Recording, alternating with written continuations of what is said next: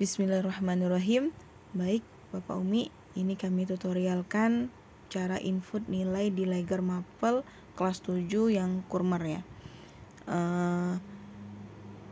Pasti akan ada kekurangan juga dari Legger ini, tapi kita fokuskan dulu ke kita menggunakan aplikasi Legger Mapel yang ini ya. Nanti kekurangan dan kesalahan ataupun hal-hal yang butuh kita diskusikan akan menjadi evaluasi kita bareng-bareng untuk kurikulum SMP IT. Oke, bismillah. Kita lanjut. Kita buka filenya, aplikasi yang tampil yang paling depan itu nanti cover. Oh, kami sudah buka sebenarnya ini ya. Kita ke tampilan paling depan ini. Tampilan paling depan tampilannya seperti ini. Ada beberapa item yang diperlukan untuk guru mapel. Pertama kita klik dulu di lingkup materi. Langsung klik saja. Nah, klik sesuai dengan mapel masing-masing. Kami contohkan di IPA ya. IPA ini kami contohkan saja. Kami tidak mengajar IPA di kelas 7, tetapi kami contohkan saja. Yang lingkup materi ini yang kami gunakan sebenarnya 3 lingkup materi, tapi kami pecah menjadi 5 materi lingkup materinya. Tidak usah dipatokkan untuk seperti ini ya. Silakan gunakan lingkup materi sesuai dengan capaian Bapak Umi di kelas masing-masing. Kalau misalnya 3 ya sudah 3, berarti tidak usah dipecah. Semisalnya itu kalau misalnya satu materi Bapak Umi beberapa ngambil ulangan atau tes formatif, silakan dipecah lagi lingkup materinya di poin-poin di sini. Oke. Setiap tujuan pembelajaran lingkup materi ini bakal ada tujuan pembelajaran yang kita gunakan. Kita buka, kita kembali ke home. Sudah lingkup materi, kita lanjut ke tujuan pembelajarannya atau TP ya, istilah TP. Contoh lagi di IPA TP1. Nah, nomor 1 TP1 ini karena kami pecahkan tadi per materinya, jadi kami juga buat ada 5 TP. Yang perlu diperhatikan membuat tujuan pembelajaran ini, pertama kata kerja operasionalnya KKO. Seperti biasa, seperti kita buat di Legger K13. Kemudian kalimat yang sederhana dan tepat. Sederhana, tepat, dan benar sesuai dengan lingkup materi yang kita gunakan. Kami contohkan yang ini yang pertama. Ini sebenarnya bagus, tepat, tapi kurang tepat mengelompokkannya ini, tapi dia terlalu panjang. Kami bilang tadi kalimat yang sederhana saja dan tepat, karena dia akan mempengaruhi juga dengan deskripsi yang ada di rapor. Ini kami contohkan. Nih, kalau dia terlalu panjang tampilan seperti ini masih sesuai. Semisalnya kalau terlalu panjang, nanti dia bakal terpotong di kolom yang ada ini, di kolom deskripsi ini. Sebenarnya bisa diedit oleh wali kelas, tapi kalau ngeditnya satu-satu itu memakan waktu, membutuhkan waktu makan. Waktu kok bisa dimakan, hehe. Lanjut lagi. Ini tujuan pembelajarannya sesuai dengan lingkup materi yang kita gunakan. Semisal nih, tadi 3 lingkup materi yang Bapak Umi masukkan. Kemudian tujuan pembelajarannya itu boleh dari 3. Satu materi misalnya nih, satu materi itu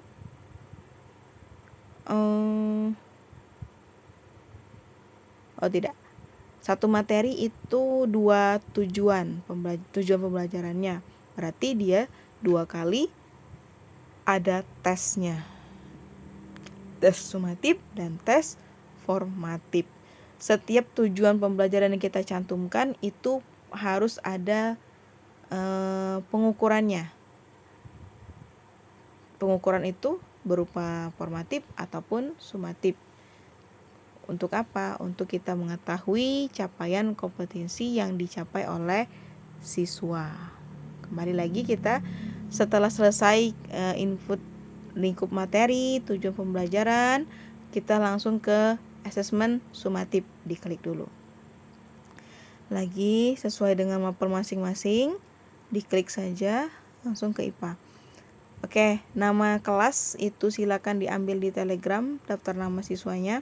Mohon diperhatikan jika nama-nama Bapak Umi juga boleh ngecek nama-nama yang sesuai dengan kelas. Kalau tidak ada berarti dia tidak di dalam kelas itu, boleh dicoret dari absen yang kami kirim. Boleh ditanyakan ke wali kelas yang lebih mengenal kelas masing-masing.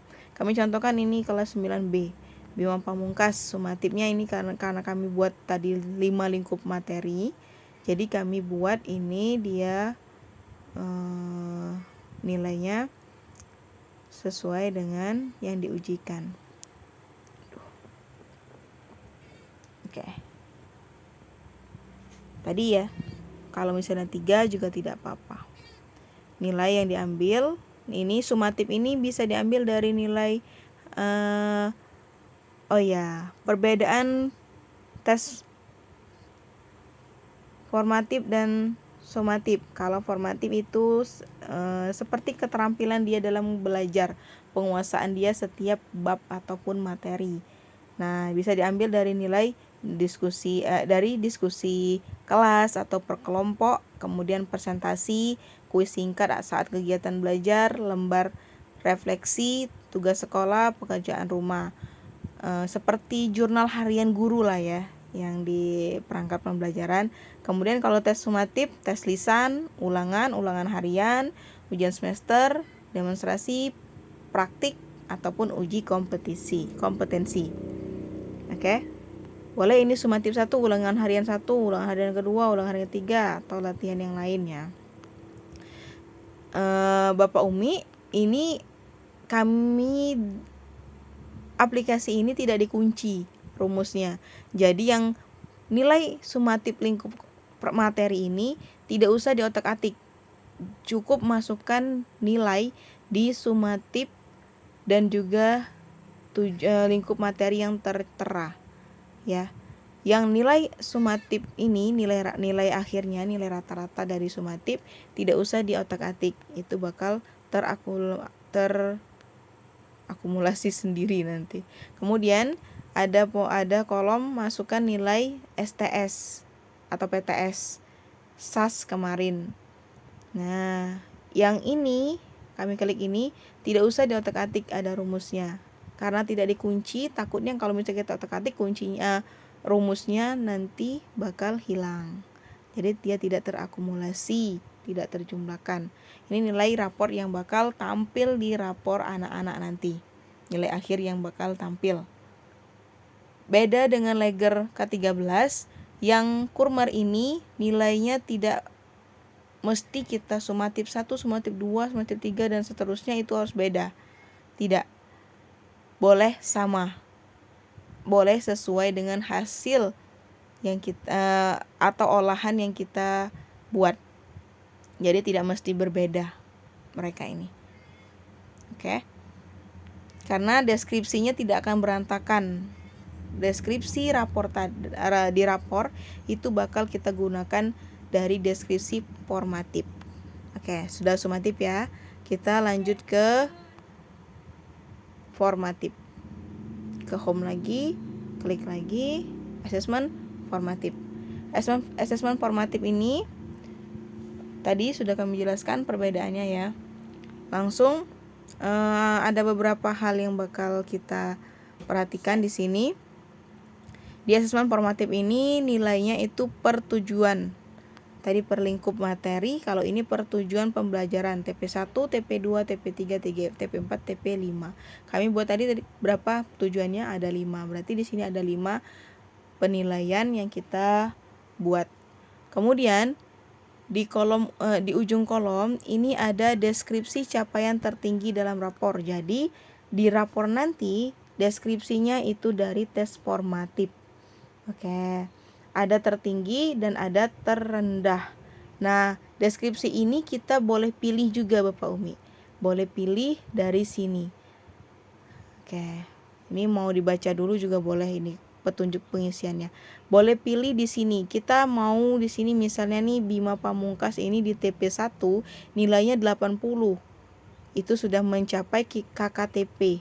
KKTP itu kriteria kelulusan tujuan pembelajaran. Lupa kami satunya lagi. Kita anggap seperti itu. Seperti KKM lah. Kita KKM 70, 80 berarti dia sudah mencapai KKTP. Pilih 1. Nanti ada pilihan kalau di laptop. Ini pilih 1, klik 1. Kalau misalnya dia tidak mencapai KKTP, kita pilih 0 seperti yang ini. Di TP2 Bima Pamungkas ini 68, tidak mencapai 70.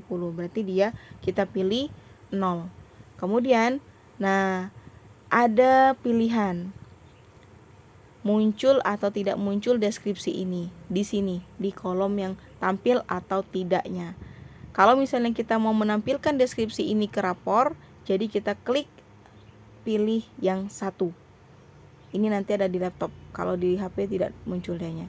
Kalau misalnya kita tidak mau menampilkan deskripsi ini di apa namanya? Nah, seperti ini. Ini kan 80. Kalau ini 70 itu lebih juga dari itu ya. Tidak nampil di sini di deskripsinya 75, tapi sudah lewat KKTP tapi tidak muncul di deskripsi. Coba kita lihat di deskripsi tertingginya. Dia tidak akan muncul. Dia cukup memunculkan yang kita pilih, deskripsi yang akan muncul seperti ini. Nih, Bima Pamungkas menunjukkan pemahaman dan pengelompokannya ke dalam besaran pokok dan besaran turunan. Kemudian ada lagi tadi 75 tidak nampil, ada yang ini. Yang ini yang nampil, kami tampilkan.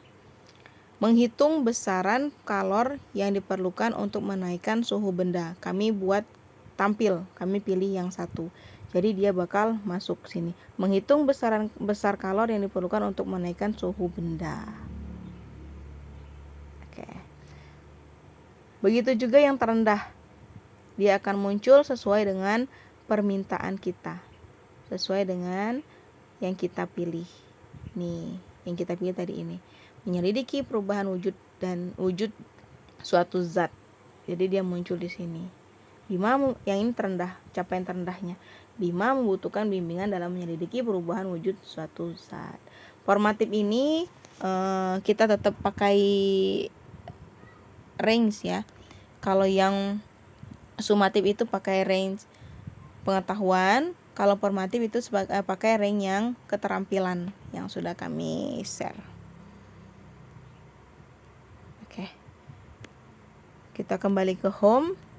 Di sini setelah selesai masukkan input nilai semua anak, nanti akan tampil di nilai akhir itu semua nilai yang kita input, nilai akhirnya saja. Ini nilai yang bakal kita lihat. Oke. Nilai di rapornya. Ini lager yang bakal yang akan tampil di rapor wali kelas.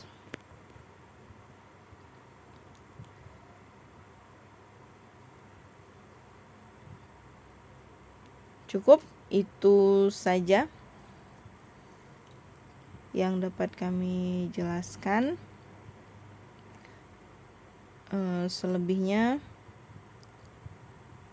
boleh didiskusikan, boleh bertanya ataupun memberikan usulan atau yang lainnya lewat WA ataupun nanti ketika kita sekolah lagi.